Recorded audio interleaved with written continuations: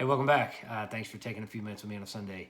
What I want to cover today kind of was prompted by a TED talk that I was listening to by a lady named Brene Brown. She wasn't talking about anything spiritual, but she was talking about how many young professionals come to her because they feel unfulfilled. They took all the right steps, right? They did well in high school, they tested well, they go to college, and they get the degree that smart kids get. They get the degree in medicine or law or engineering, and then they start walking down that path. And then it's a few years later, they get burnt out and fried because they realize that they're not doing what brings them joy. They're doing what they thought they were supposed to do because they were smart kids that followed the normal smart kid path.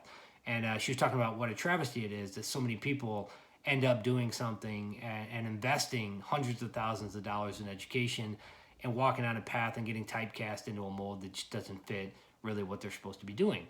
And as I was listening to that, I thought, my goodness, the same thing happens in ministry, right? We have so many people that become followers of Christ and they get on fire for it. That saving grace just penetrates their heart, and they say, okay, what do we do now? And they're told, unfortunately, in so many situations, well, now you got to go to seminary, or you got to go into full-blown ministry or missionary services. You kind of get like these typecast into these different categories of what do Christians do once they get saved. And the truth of the matter is, those roles, those positions, God does have plans for people that are full-blown vocational ministry, and he's doing amazing things, and those people need to be supported and loved on and cared for.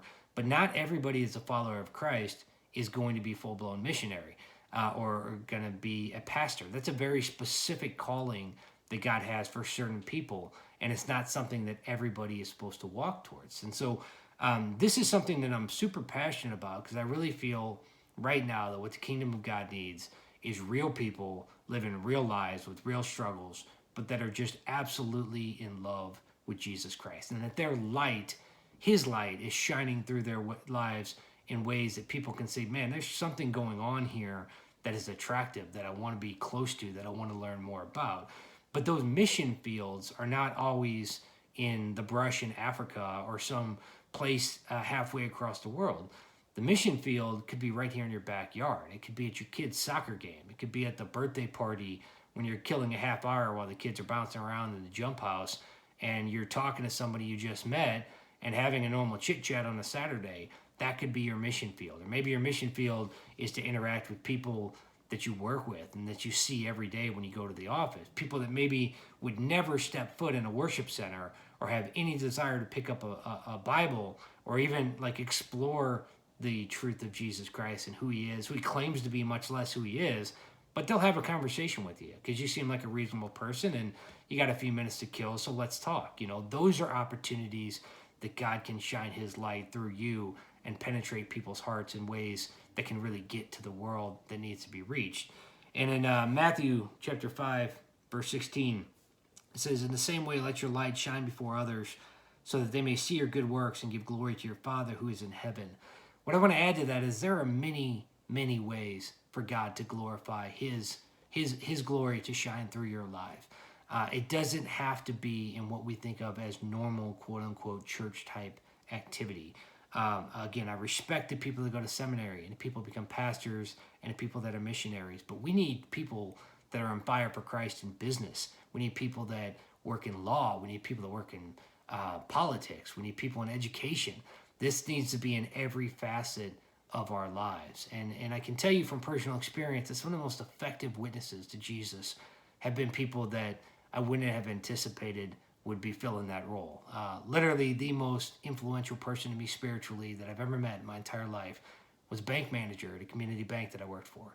I've had other people that were, doctors that you go in there because you're getting something looked at and the conversation goes to Jesus. You're like, man, I just came in here for a doctor's visit and here we are witnessing. Where two or more gathered in my name, I'll be there, is what Jesus tells us. And so there are lots of ways that he can glorify himself, that he can use you, that may be a little bit outside of the mold. So if you feel a calling for your life, I would encourage you to first off pray on that. The good works that he's going to do through you and in you, he is predetermined. And what he's looking for us is obedience to the call, to submit to that path God's calling you to do. So if you're out there spinning your wheels and you feel like you're getting burnt out and maybe on paper you're doing all the right things, I would ask you to go back to God and reflect on his wisdom as to what he's truly calling you to do, and then have the boldness and the confidence to walk in that, even if it doesn't make sense. He may tell you, look, you need to go here, or you need to go there, or you need to take this job. Maybe he's telling you to take a job. You're like, what does that job have to do with glorifying Christ? Well, you never know. There may be someone he's trying to interact with that you need to be in that position to open up that door. I remember hearing from a missionary years ago at a church down in Gainesville, Florida, and they were praying to God about what they were supposed to do, where they were supposed to go. And they said, God, the only thing I don't want to do is I don't want to go to Western Europe, because we just feel like that's saturated with churches and they've heard the gospel narrative. Send me anywhere in the world except Western Europe. And sure enough, God called them to go to Western Europe, to go to Belgium. And they realized in hindsight how many incredible things God has done in their ministry effort in Belgium that they wouldn't have had if they used their head and not their heart. So listen to your heart, listen to what the Spirit is calling you to do, and then walk with confidence and boldness and trust in the one that's working through you and in you to do those things. Again, it's his goodwill that's working out through your life. It's his Spirit in your life. So submit to the call, regardless of what the world and what your head and what everyone is telling you, and just be faithful. Be faithful in the walk that he's put in front of you and the path that he's going to put you on. So that's what I got today. For the folks out there that this week is Christmas, Merry Christmas, Happy Holidays. Love you. God willing, we'll be back next week, next Sunday. Until then, God bless you. Take care. I'll see you soon. Take care.